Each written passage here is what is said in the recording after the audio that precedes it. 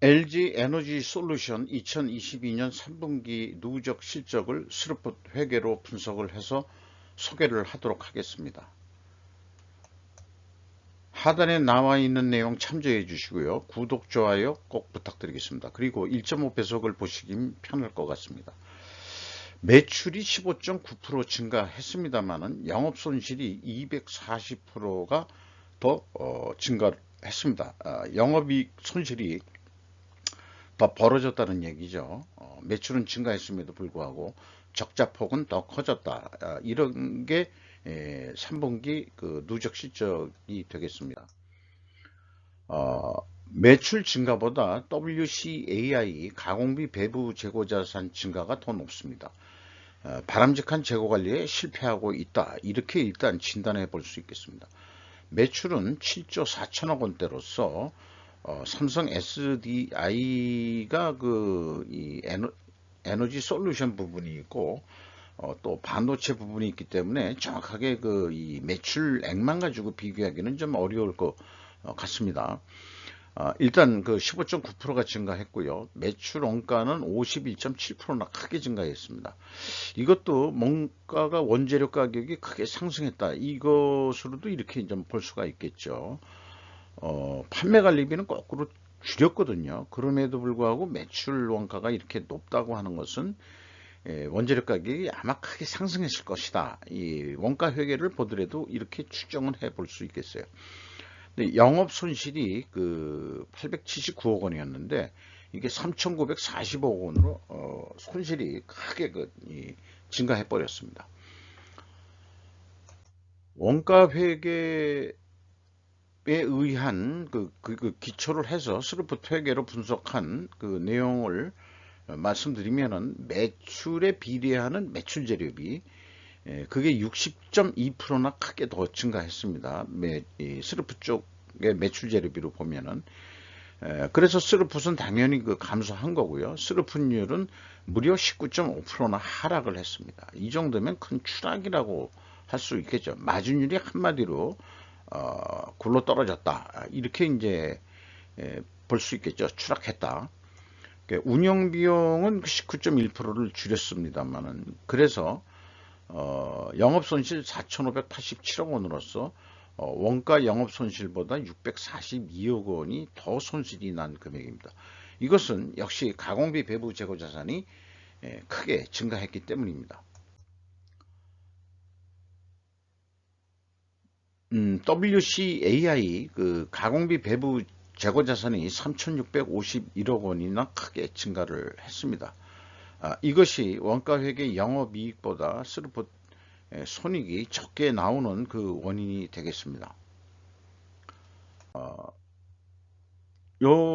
재고 회전율 상승 목표는 바벨 전략이다 라는 점을 한 번 더 소개를 하고 넘어가겠습니다. 경영평가지표로서요. 재고 회전율은 5.42전으로 상승을 했습니다. 그 다음에 스루풋률은 거꾸로 19.5%나 크게 떨어졌죠. 그러면 이렇게 역방향이면은 재고자산 매출원가 회계가 말하자면은 불투명하다. 분식회계 개연성 가정을 세웁니다. 이것은 분석 경험상 세운 가정입니다. 이 회사가 이를 반증하려고 그러면 이게 원재료 가격이 하락했던가 그렇게 나와야 되는데 원재료 가격이 상승한 것으로 이렇게 나오잖아요. 그러면 이제 그런 이 추정은 좀 모순된 추정을 할 수 있는데 그럼 모순이 될 경우에는 다른 결과를 필히 존재해야 할 다른 결과를 찾아야 됩니다. 그래서 수량에 의한 재고 회전율을 뽑을 수 있다면은 아마 논리적으로 맞을 수도 있지 않겠냐 이렇게 생각하는데 일단 이 모순이 나올 경우 분식회계 개연성 가정은 계속 의구심을 가지고 좀 해볼 수 있겠습니다. 원재료 가격이 99%나 증가한 거로 이쪽 LG 에너지 솔루션은 돼 있거든요. 그래서 재료 비율을 곱하면은 제품 판매 가격 상승 압력률은 82%나 올려야 되는데 실제 제품 가격은 26% 선밖에는 올리지를 못했습니다. 그래서 회사는 간단하게 자동차 배터리인 줄 알았는데 소개하는 거로는 그 소형 어플리케이션 양극재만 원재료로 99.5% 상승했다고 되어 있고, 자동차용 배터리 원재료는 또 생략을 하고 있어요. 무슨 기업 비밀인지. 그 다음에 이 제품 가격도 전동 공구용 배터리라고 돼서 자동차용 배터리는 또 빼고 있습니다. 그게 뭔가 기업 비밀인지 현재로서는 영업상. 장관 원재료가 99% 올랐는데 그 제품 가격은 26.6%뿐인 못 올렸다. 뭐 이런 큰 차이가 아마 이 영업 손실이 더 불어난 거 아니겠느냐. 이렇게 됩니다. 그러니까 원재료 가격이 재고 회전율 상승은 말하자면은 검증되지 않는다. 원재료 가격이 하락했을 것이라는 것은 반대된다. 그러니까 뭐가 좀 이상하다. 이렇게 이제 일단은 생각하고 좀 또 분석을 또 진행해 보죠. 그래서 일본 매출원가 재료비는 60.6%나 크게 증가했습니다. 그리고 가공 비율이 17.6%로 거의 뭐 4.4% 정도 떨어졌는데, 이 얘기도 원재료 가격이 크게 상승했다 하는 점을 이 총 제조 비용에서도 충분히 그렇게 추정을 해볼 수 있는 겁니다. 원재료 가격은 오른 건 맞다. 근데 재고 회전율이 왜 상승했느냐? 그것은 아까 말씀드린 대로 필히 존재해야 할 다른 결과를 찾아야 되는데, 우리는 저는 수량으로 하면은 논리모순이 안 나올 거다. 재고 회전율은 올라갔는데 또 슬픈율이 하락된 것은 이거는 불식회계가 아니고 맞을 수 있다. 이렇게 이제 모순되지 않게 설명할 수 있을지 모릅니다. 근데 우리는 수량으로 외부에서는 수량으로 접근할 방법은 없죠. 그런 데이터는 없으니까.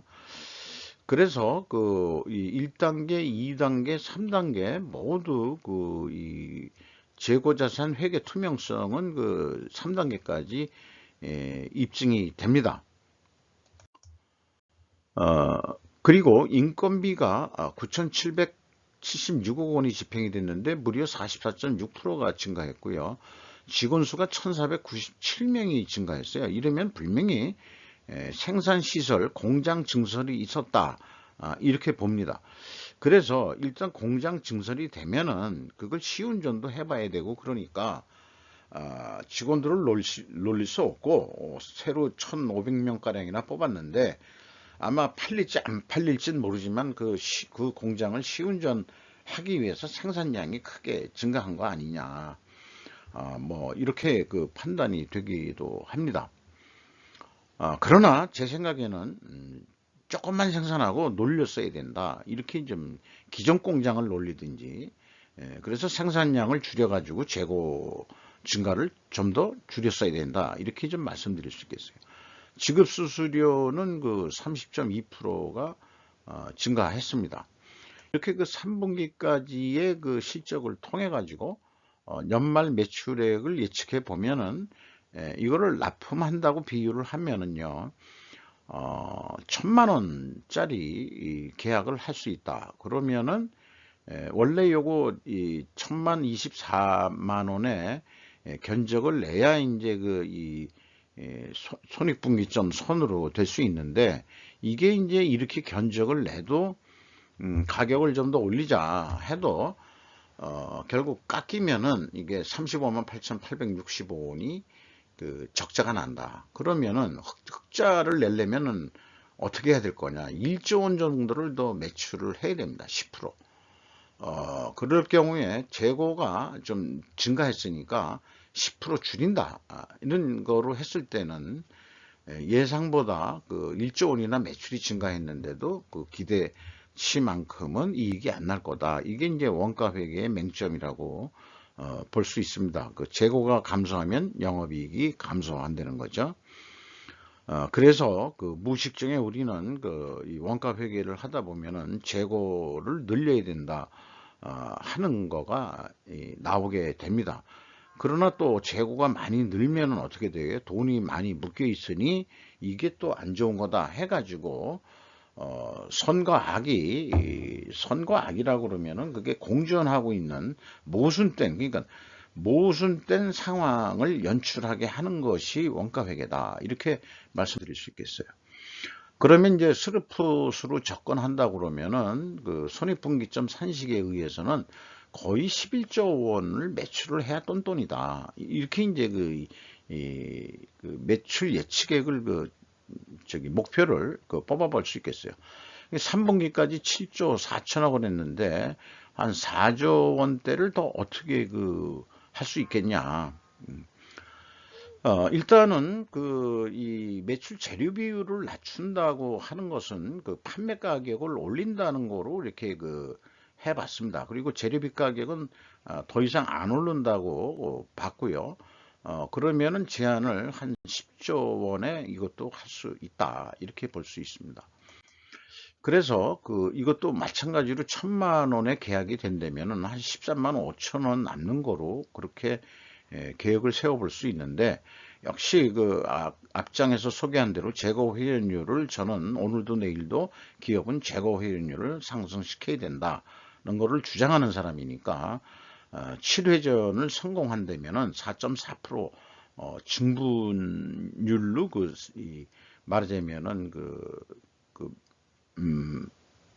외형이 늘어날 수 있다는 얘기죠.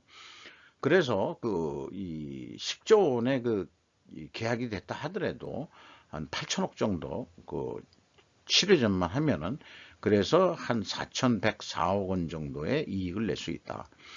그러면은 매출 증가가 아니고 거꾸로 재고만 줄였을 경우 생산 감소라고 표현했는데 이 경우에는 3,653억 원 정도가 예상이 됩니다. 생산 감소를 하면은 여러 가지 재료비부터 시작해 가지고 그 다음에 이제 경비 뭐 이런 것도 많이 내려가기 때문에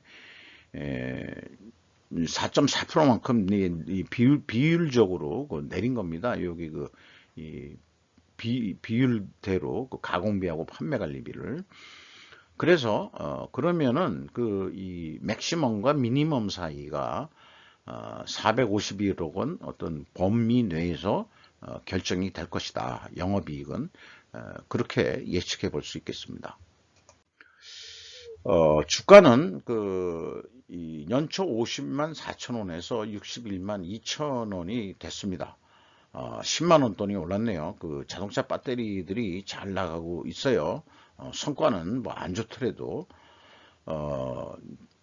시가가 25조 원이나 크게 증가를 했습니다. 주주는 LG화학이 81.84% 크게 가지고 있고 국민연금공단 5% 들어와 있고 외국인이 주로 JP모건과 모건 스탠리 등이 나와 있습니다. 5.09% 지분을 소유하고 있습니다. 그래서 LG 에너지 솔루션의 자본 내용을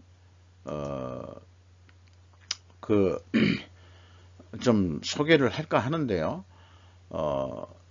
자본은 뭐 1170억 불이 되질 않습니다. 근데 자본 액면 가격으로는 이제 170억을 증가시켰는데 이게 2000년도 초보에 비해서 자본을 170억 증가시키는데 이 발행 가격에 의해서 주식 발행 초과금이 무려 10조 원이나 저는 완전히 이렇게 히트치는 상장은 꽁돈이 생긴다 이렇게 보고 있습니다.